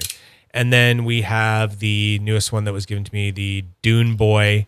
This is cool because it's got a resin top, but then it has the stainless steel plates. So this has actually been quite nice. Really great. Do I pick the one that we're giving away? Let's do the Boo, the first one. BooBooBoy. People love boy. you for picking that. People love you for picking that. So should we do this? Using the crowd. Yeah. Should we do the same sort of just? Are we spinning it? Are we spinning it? We're spinning it.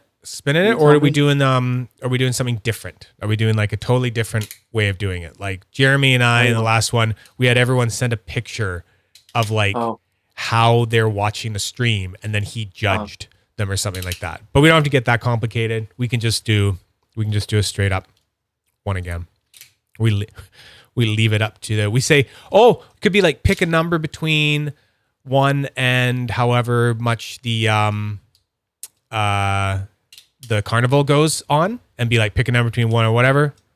And then why don't we do that? Why don't we do, it goes 1 through 16, right? 16. We could have, no, it's fine, because people can still do that, and then whoever's closest, we'll do the right? First person that can guess the number when it lands on. So just do a countdown, and then I'll spin it, and the first person to get the number will announce that. How does that sound? Okay, so one more time. How are you're gonna spin it? I'm gonna spin this. This goes from 1 to 16, right? Okay. So I'll spin it, and we'll do like a little countdown. First person to guess the number correctly, and I'm looking at the chat, we'll pick them. Oh, I like that. So you're gonna know what the number is, and then we're gonna say 3, 2, 1, start guessing. Yeah, that's kind of cool.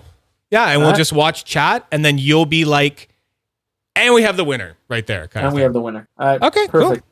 I like that. I'm gonna spin it. I like that. Spin it. Okay, let's do it. Spinning. All right. Scarf. Okay, you have the number? Go.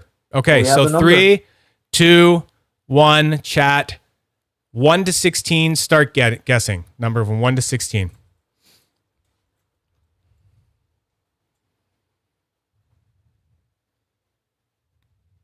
Fidget Dude guessed 6. That is correct. Fidget Dude? Who? Did anyone guess 6 before that? Nope, but 6 just came up again with Spintastic, so Fidget Dude is the winner. He was the first Fidget one with Dude. 6. Fidget Dude. You win. Fanfare. Wee! Fidget Dude. Fidget Dude, are you're Harrison? I think you're Harrison, right? Just making sure that I know who you are. Because I'm pretty sure Fidget Dude is Harrison Golden Farb? Thing like that? Yeah. Yep. You are. Okay, cool. Well, you know how to talk to me then. That's rad, dude. Just send me your address again later and I'll just let you know what shipping would be. But it's probably going to be $10 untracked, $15 tracked is what it usually always ends up being for this thing. So, yeah. Awesome. Sick, dude. You got a sick slider. And I don't know if I'm spilling too many beans, but Harrison has been working on 3D printed fidgets. So I would love to at some point try some of those from Fidget Dude. You know who else has been sending me some good 3D printed stuff? Will Steinhardt over at Ill Will. So I've heard of this. So he created this really cool, affordable spinning totem, which he dropped a few the other day and it sold out instantly. But he's making more of these. So if you don't know if you would like one of these spinning totems, his group is Ill Will Industries. I think that's the right one. Ill Will Industries. Okay. Very affordable. The thing that he does really well is... Can you type that in chat? Just that name? I'll put it in chat. So his group... Okay, so this is his group. I'm going to just put it up there. Ill Will Industries. Ill Will Industries. Okay. And what he does really good is he also has these 3D printed sliders that are neat. $20 or something. And they have a really strong magnets. I mean, this thing has never fallen apart on me. So that's another shout out because we're talking about 3D printed stuff. Hell yeah. Perfect. Yeah. This is fun, man. This is cool. This is fun, yeah. and the wheel thing worked out. I didn't have to go over time. Wife doesn't have to get mad at me later. You're like, oh my god, we gotta go grocery shop. She doesn't do that. I'm just waiting for the golf putt to hit your head again. Poking me in the head. I don't know. I think she went to go get more sleep or something. So awesome. I didn't tell you about the turn on again camera. Why'd you do that? Oh, because I said the word sleep. It's like voice activated. It happened the last stream where when I said the S word, I have to turn that off on it. It just dies. And then I'll come into the room and I can be like, hey, it's called Tiny or something. I'll be like, hey, Tiny. And it'll like wake up and be like, hello. Stupid AI camera. So I forgot to talk to you about that. You get to kind of, if you want to, you can come up with like some sort of catchphrase or have you ever seen these streams where at the end, I do some sort of, I saw Gavin's glug glug. Yeah. He's like glug glug glug. No, I mean, this is it. We're done. It's over. Yeah, no, it's 2 hours. You did what I need to do. So yeah, right. we gotta wrap this up. Yeah. Peace. Just peace. Just peace. Just peace. Okay. Yeah. Okay. Ladies and gentlemen, boys and girls, but if you're a boy or girl, don't watch this because don't collect fidgets unless you're Ethan. Don't get into it. Or the other. Don't do it. It's too expensive. I always say ladies and gentlemen, boys and girls. I don't know why it just comes out of my mouth. Anyway, Ollie was great, and it was still cool to fucking have all that info, and I love that we got to have you on finally. Next week, I am planning to have the wonderful Samuel Roscoe from 2EDC will be joining me. That's a good one. As far as I know, and we're going to be unboxing his Mokame triangle that I have sitting over here that I've managed to not open. So that's going to be a fun one. We're going to hang out. We're going to chat. It's going to be great. So peace and love, you nerds. And Ali's cool. And Prince Ali